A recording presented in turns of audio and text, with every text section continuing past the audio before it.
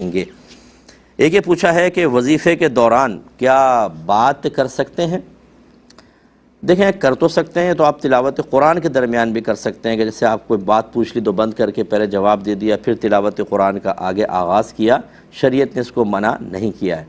اسی طرح وظائف کے اندر بھی آپ درمیان میں رک سکتے ہیں، لیکن بعض ایسی چیزیں ہوتی ہیں جیسے نبی کریم صلی اللہ علیہ وسلم نے فرمایا کہ جو نماز پڑھ کر بیٹھا اور پھر اس نے وضو جان بوجھ کے نہیں توڑا یا کوئی دنیاوی بات نہیں کی، تو جب تک وہ بیٹھا رہے گا فرشتے اس کے لیے دعائے بخشش و مغفرت کرتے رہتے ہیں۔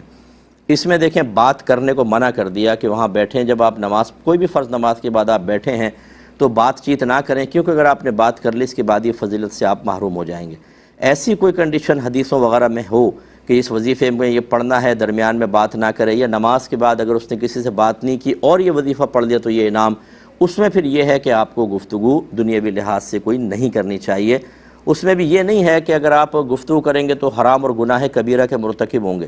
اس میں یہ ضرور ہے کہ آپ کو شاید یہ فضیلت نہ ملے، کیونکہ حدیث میں جب بغیر بات کیے وظیفہ پڑھنے کا حکم تھا تو اسی وقت وہ فضیلت حاصل ہونی تھی۔